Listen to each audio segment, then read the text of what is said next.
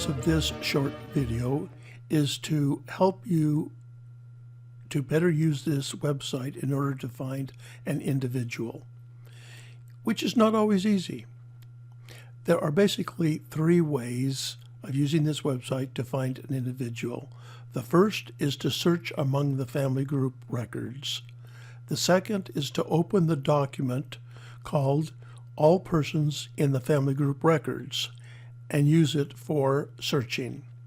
The third is to download the GEDCOM file, import it to your commercial genealogy program as a new folder, and then use it for searching.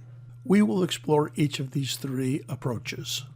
Now let's suppose that you have found through an online source an ancestor of yours named Michele Liquadri, born in 1820, and the record identified his parents as Giovanni Liquadri and Nobila Piccarelli. Now, what you want to do is see if this website can provide to you more information regarding his parents and hopefully the grandparents and so forth, to go back as far as possible. Now let's do it with the first approach, which is to go to the family group records. Now I have first opened the Agnone genealogy website, and I'm going to go up here and click on family group records. The file is large enough that it takes a good 5 seconds to open, so don't get too impatient. Now, I'm going to scroll down to L for Liquadri, and as you can see, there are no names of Liquadri, so that can be discouraging, and you wonder, well, what gives? Well, in Agnone, there's often different spellings of names and evolutions of names. As an aid, let's go back up and go to the GEDCOM and user aids. And under user aids, there is here surnames, check for variations, because we're looking under Liquadri, but maybe that is a non-standard form of that name. If I open this, this is a list of all the names. Let me enlarge it a little bit. All the names in alphabetical order, ignoring the prefix. So if we go to the Q, Quadri is right here. And you can see there's Liquadri. The standard form is Deliquadri. And here's Liquadri, Deliquatri, and so forth. These numbers, as explained at the top of this document, are a reference to the frequency of use, not the persons, but the frequency of use. And you can see that the standard form of the name is Deliquadri. So let's go back now to the family group records, and instead of looking under L, let's look under D for Deli. And you can see here, there is Deliquadri. So we open this up. After waiting about 10 seconds, it opened, and here you can see a whole bunch of Deliquadri family group records. There's 2 columns to make it not quite as lengthy, but you can see there's numerous Deliquadris.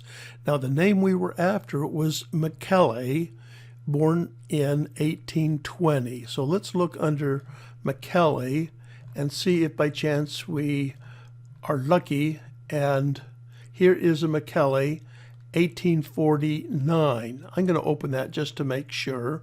And you can see, and his parents are Giuseppe and Maria Stella Carosella.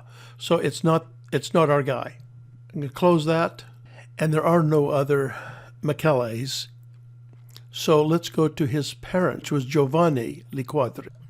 Scrolling down, here is Giovanni. Now, we know that Michele was born in 1820. If we assume that Giovanni was 25 to maybe 40 years old, then you've got an age range, which would put him in his father being born in or around 1790. Looking at the Giovannis born around 17. Here's one in 1780.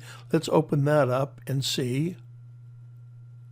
There's Giovanni and his wife Nobila. The first one we opened is a jackpot. Let me enable editing. This is the family, the parents that we are after. And let's see where Michele, there he is. He was born in 1820. He married in 1850. So we have now found him. In the video regarding family group records, we discuss how to use the data below and use that and so forth. But at least we found him. And we now know who his grandparents were. We found him, and his father's name was Giovanni della Quadri. His father was actually born Giovan Battista Zaccaria della Quadri. It looks like we did not use that as a standard name because it didn't appear anywhere else other than in his baptismal record. He went by Giovanni in all his marriage and subsequent membership in the congregation records. And as a father, over here for all of his children, he goes by Giovanni, although a couple times Giuseppe. So now let's look at who Giovanni's father was. His father was Carmine della Quadri. So let's see if we have a family group record for Carmine, because that would put us back yet another generation. So I'm going to close this. And of course, you can save it to your own files if you want, or you can just close it. Now, Carmine, there is 2 Carmines. Now we're going to go back and look for any possible family group records where the husband is Carmine, born probably in the earlier 1700s, and his wife has this name. So I'm going to close this. And let's look for our Carmine, who would be born in the mid-1700s. The only one that looks promising is this one right here. Let's open him up. And here's Carmine, and there's his wife. Once again, we got lucky. And there it is. Now, you can save this file if you want. You can take the data and put it in your own files. You can do whatever you want to with it. And you can see that we have for the husband his parents' name. Let me widen that out a little bit. Donato Antonio della Quadri and Rosa Felicia Sariccio. And you can go, and I'm pretty sure I have a family group record for them.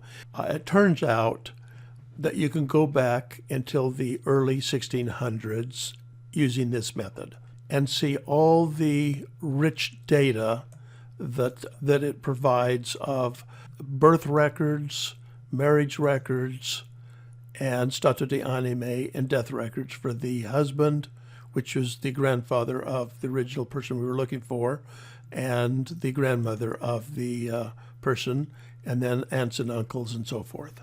Now let's look at the second way of trying to find an individual, and that is to use a very lengthy document that is found from the GEDCOM and User Aids page.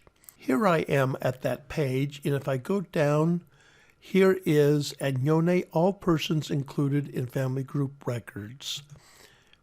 It opens quite quickly, even though it is a document close to 1,000 pages long.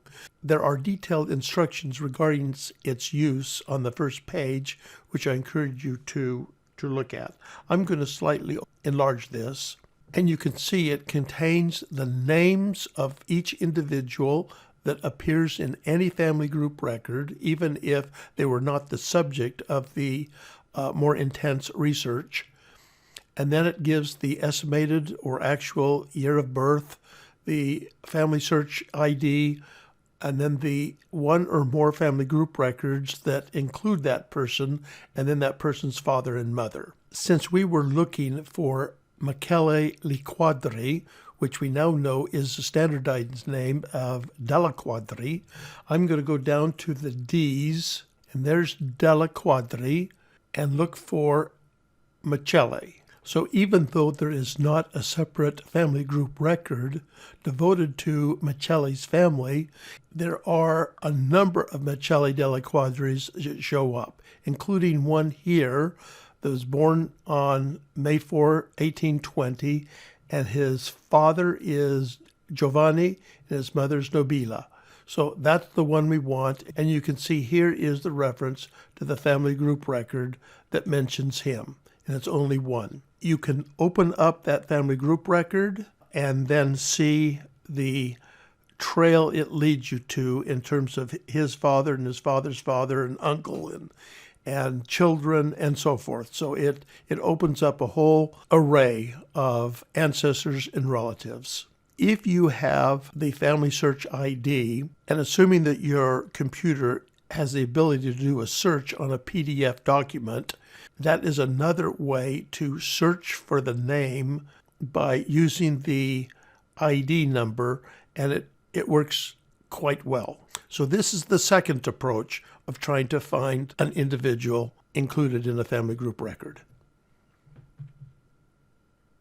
Now, the third way to try to find an individual, and the way I consider the most elegant and convenient, is to go back to the GEDCOM user aids page and click on the download of the GEDCOM file. You can see it's being downloaded. It won't open it.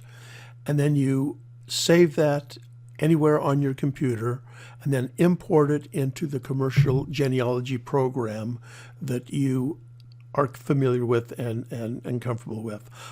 I use RootsMagic, but I just recently bought the program Ancestral Quest and imported the GEDCOM file that was downloaded, and it worked perfectly. The reason it works perfectly is it is not encumbered with all the bells and whistles that the current crop of genealogy programs can provide. It includes only the key vital statistics along with one general note, which is a reference to the family group records that mention that individual. Let me open up the RootsMagic program to show you. This is the RootsMagic program. It is not my genealogy. It is the genealogy of Enyone, and it includes all the family group records that are part of this website. Now, if we scroll down to Delle Quadri and search for Macelle, and we want 1820, here he is. I click that, and there we have him.